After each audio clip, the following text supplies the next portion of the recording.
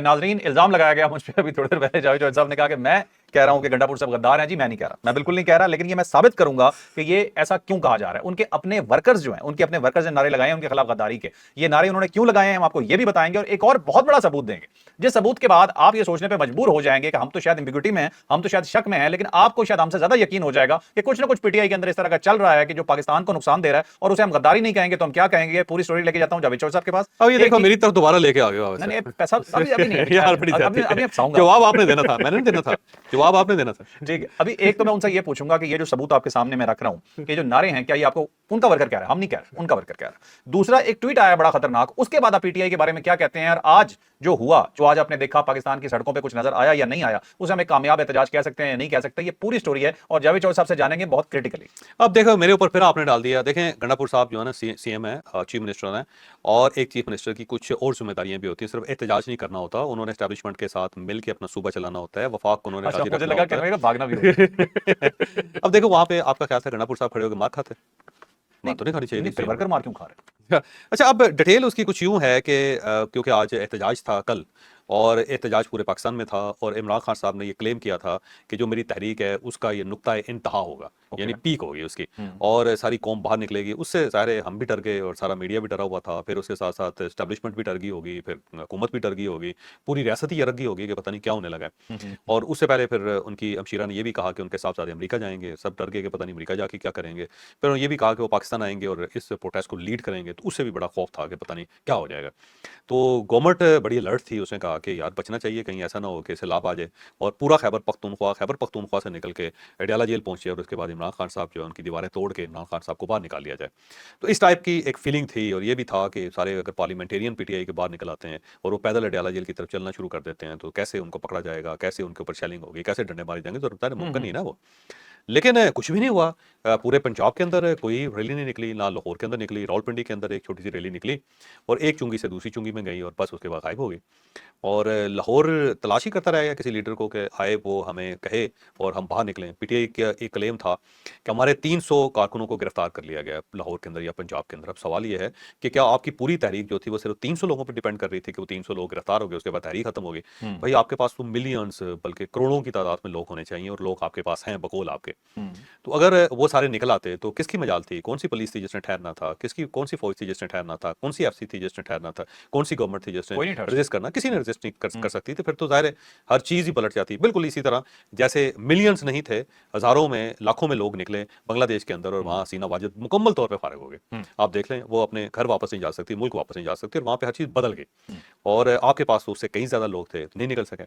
फिर मेरा ख्याल ये था कि खैबर पख्तूनख्वा के अंदर तो बहुत बड़ा मार्का होगा, और बड़ी रैली होगी, और तारीख की सबसे बड़ी रैली होगी। एक तो उन्होंने कहा कि नहीं जी हम हर इजला में कर रहे हैं, तो हर जिले के अंदर से तो कोई खास खबर नहीं आई किसी जगह पे भी। होता है ना, कोई कहा जाए कि कोई जिला है जिसके सारे लोग ही बाहर निकल आए, बल्कि सैकड़ों की तादाद में लोग निकले, उससे भी ज्यादा नहीं। फिर उन्होंने गंडापुर साहब ने ऐलान किया हुआ था कि पेशावर के अंदर जो मैं लेके निकलूंगा फिर देखूंगा, तो वो एक तो 7 साढ़े 7 घंटे वो गायब ही रहे, कुछ समझ नहीं आई किसी को किधर गए।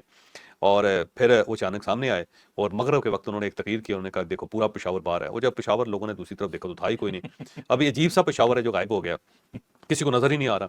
फिर वो तकरीर करके उन्होंने कहा जी कि अब जो आज हमने किया है वो 13 और 14 तारीख को भी हम वही करेंगे, और कारकुनों को कहा है कि इसी तरह करना है आपने। अब मुझे ये समझ नहीं आई कि वो मशवरा दे रहे हैं लोगों को या क्या कह रहे हैं। ये टेक्निकल वजह, टेक्निकल कहते हैं 13 और 14 अगस्त को भी हमने यही करना है, यानी कि हमने बाहर गंडापुर साहब की टेक्निकल वजह बहुत तेज आती है। मतलब ये तो हम नहीं कह सकते ना कि वो सुबह चला रहे हैं, बेशक उसके अंदर में 100 इतराज हैं, लेकिन एक ओहदे पे बैठे हैं, एक पॉलिटिशियन है, जिंदगी गुजारी होगी, मासूम तो नहीं कह सकते कि बहुत सीधे हैं। लेकिन वो तकरीर बड़ी जबरदस्त की। उन्होंने कहा देखो जी बिल्कुल ऐसा लग रहा है जैसे जमे कफीर है और सामने कोई ठाठे मारता हुआ समंदर है अवाम का। 13 और 14 तारीख को रैली निकलेगी, 14 अगस्त के लिए पाकिस्तान की सारी अवाम वैसे ही बाहर आई होती है। इन्होंने सारों को उठा के अपने खाते में डाल लेना कि ये सारे हमारे लिए, ये हमारे लिए बाहर आए। ये देखें जी 2 मिलियन बाहर आ गए, उस दिन तो पूरा पाकिस्तान बाहर आता है। अच्छा, लेकिन यार अब दो और चीजें हैं जिसका जिक्र करना बड़ा इंपॉर्टेंट है। मैं गद्दारी की बात तो नहीं करूंगा क्योंकि ज़ाहिर आपके बकौल के कारकुन नारे लगा रहे थे, कारकुन नारे लगाते रहते हैं यार, वो अपनी क़यादत से मुतमईन नहीं होते। इमरान खान साहब जब ये भाग रहे थे वहां से, जब ये शाम को आए और उसके बाद ये कारकुन कह रहे हैं कि 2 से 3 बातें की और उसके बाद वहां से भाग गए हैं, जैसे पठान जुबान में कहते भाग गया यहाँ से, ठीक है, तो भागे हैं और पीछे से कारकुनान ने नारे लगाए हैं चोर चोर और गद्दार के। ये उनका कारकुन क्यों कह रहा है? अब वो कारकुन ने रोकने की कोशिश भी की, उनकी गाड़ी को, सामने सिक्योरिटी के एहलकार जो थे उन्होंने उसको साइडों में कर दिया। पता आपको सारा होता है, लेकिन वो आपने मेरे पे डाल। नहीं देखो मैं तो हकाई को देख रहा हूँ, आप उसको पता नहीं कहाँ ले गए। इसमें गद्दारी नहीं है, हर इंसान ने अपनी इज्जत बचानी होती है, जान बचानी होती है, इक़्तिदार बचाना होता है।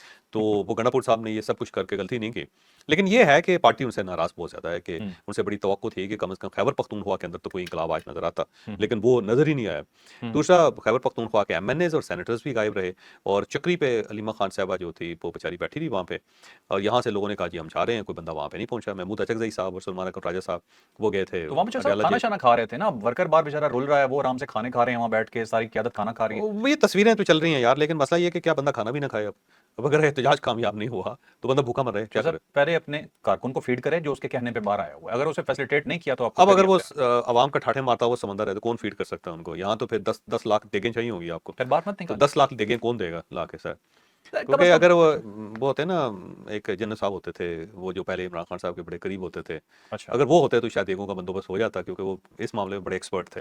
अच्छा वो कहीं ना कहीं से बंदोबस्त करवा दिया करते थे, किसी न ठीक है। किसी को कह के। अब वो है नहीं बेचारे, तो अच्छा कहाँ वैसे से फिर एक आएगा। एक सवाल है, मुझे बताइएगा कि आम वर्कर का दिल नहीं दुखता जब वो देखेगा कि हमारा तो गुलछरे तो मैं नहीं कहूंगा लेकिन मैं कहूंगा जी कि वो याशी कर रहे हैं, मजे कर रहे हैं, बस रेस्टोरेंट में यार बैठ के याशी नहीं खाने खाना खा खा रहे हैं यार, यार खाना नहीं खाना किसी ने, मुझे ये रहे बताओ। हैं। मीडिया पे तो मत खाए ना, कहीं अंदर किसी के घर बैठ के खा लें, जब लोगों को नजर आएगा तो उन्हें तो लगेगा वर्कर रुल रहा है, ये देखें यहाँ क्या हो रहा और मेरा ख्याल है अलीमा खान साहबा और महमूद अचकजई साहब और बाकी सब लोगों को मेरा मशवरा, छुप के खाया करें, बाहर निकल के नहीं। कारकुन बड़ा माइंड करते हैं, वो बेचारे जमीन पे लेटे हुए हैं। दूसरी जो चीज़ है वो बाबा बनारस है। बाबा बनारस एक अकाउंट है और ये फ्रॉक अकाउंट है, और इसका कमाल ये है कि ये चीज़ों को पहले से बयान कर देता है, और ये हमेशा पाकिस्तान के खिलाफ बात करता है, ये तो पता ही है। हाँ जी। तो इसने 2 ट्वीट्स की थी, पहले भी इसने एक ट्वीट की, और आज के दिन उसने कहा कि देखें जी, जो कश्मीर के ऊपर बात हो रही है तो पाकिस्तान के अंदर कश्मीर के ऊपर बात नहीं हो रही। कश्मीरी ऐसे बिलावजह अपना वक्त ज़ाया कर रहे हैं वहाँ पे, तो सबसे बड़ा एहतजाज जो है वो इमरान खान साहब के हक में हो रहा है। वो जो इस्तेहसाल है कश्मीर का, उसके ऊपर कोई बात नहीं हो रही। एक तो उसने ये क्लेम किया, उसके बाद फिर रात को उसकी एक और ट्वीट आई और उसने कहा जी मिलियंस के हिसाब से लोग जो हैं वो इमरान खान साहब के हक में बाहर निकले और फौज के खिलाफ नारे लगा रहे हैं, और इनको इलीगल डिटेन किया हुआ है, और ये फौज ने किया, आईएसआई ने किया, जनरल आसम मुनीर ने किया है, और ये एक साबिक प्राइम मिनिस्टर के साथ बड़ी ज्यादती है। अब ये बाबा बनारस जो है ये कौन होता है भाई, जो इमरान खान साहब की बात कर रहा है, जिसे मिलियंस लोग नजर आ गए हैं पाकिस्तान के अंदर। ये मिलियंस लोग जो पार्टी को नजर नहीं आए, और पार्टी जो है चक्री पे बैठ के इंतजार करती रही मिलियंस लोगों का। लाहौर के अंदर कोई रैली निकली, रावलपिंडी के अंदर नहीं निकली, सिंध के अंदर कोई रैली नहीं निकली, बलोचिस्तान के अंदर पार्टी है ही कोई नहीं, कश्मीर के अंदर कुछ नहीं हुआ, गिलगित बल्तिस्तान के अंदर कुछ नहीं हुआ। बाबा बनारस को दिल्ली में बैठ के पता चल गया कि वहां पे क्या हुआ है। तो सब ये क्यों और कह रहा है, असल सवाल ये क्यों कह रहा है? बस ये मेरा ख्याल है सूरत हाल का फायदा उठाना चाह रहा है इंडिया, या वो चाहते हैं कि विशफुल थिंकिंग है उनकी किसे इस्तेमाल कि कर इमरान खान साहब जो है यार मुझसे क्या करवाना चाहते हो। पूछना मैं चीज़ों को बैलेंस रखना चाह रहा हूँ, बैलेंस रखना चाह रहा हूँ। लेकिन बहरहाल ये बाबा बनारस का और पीटीआई का जो आपस में राब्ता है या एक दूसरे की जो सपोर्ट दी जा रही है, ये बड़ी खतरनाक है, और अगर ये कंट्रोल ना की गई तो आने वाले दिनों में पाकिस्तान तरीके से आपको मजीद नुकसान होगा। आवाम के अंदर ये चीज़ स्टैब्लिश हो जाएगी कि ये और इंडिया आपस में मिले हुए हैं, क्योंकि जब भी इंडिया पाकिस्तान के ऊपर हमला करता है तो पीटीआई उनके साथ मिल जाती है, और जब पाकिस्तान को नुकसान होता है तो पीटीआई बहुत छातियां नहीं बजाती है। और फिर गंडापुर साहब की वो तकरीर के जिसके अंदर उन्होंने कहा जी आईएसआई और एमआई के बंदे तालिबान को छोड़ देते हैं, और उसको फैटर के अंदर ले गया इंडिया। तो ये सारी चीज़ें जो अल्टीमेटली पाकिस्तान तहरीक इंसाफ के गले पड़ेंगी, तो चाहिए इनको कि मामला को सेटल करें, और control बहुत जल्दी सेटल करें, नहीं तो काम बहुत खराब हो सकता है, और नहीं तो हम पाकिस्तानी कोई बहुत गुस्सा है बात पे।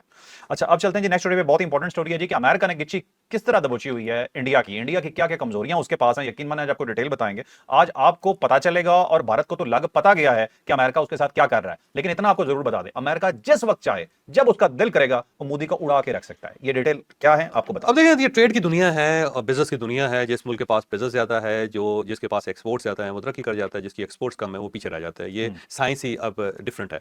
तो मैं 3 मुल्कों का कंपैरिजन करता हूँ इंडिया की तरफ से। अब इंडिया की चाइना के साथ जो ट्रेड है वो $120 बिलियन की है, बहुत बड़ी है, ये ध्यान में रखें। और $120 बिलियन में क्या हो रहा है, $120 बिलियन की इंपोर्ट है चाइना से इंडिया की, जो खरीद रहा है, जो खरीद रहा है $120 बिलियन की। यानी कि अब देखिए चाइना और इंडिया के साथ इख्तलाफात भी बहुत ज्यादा हैं, लेकिन इसके बावजूद इंडिया चाइना से इंपोर्ट भी कर रहा है। तो $120 बिलियन की इंपोर्ट्स हैं इंडिया के अंदर चाइनीज प्रोडक्ट की, ठीक है।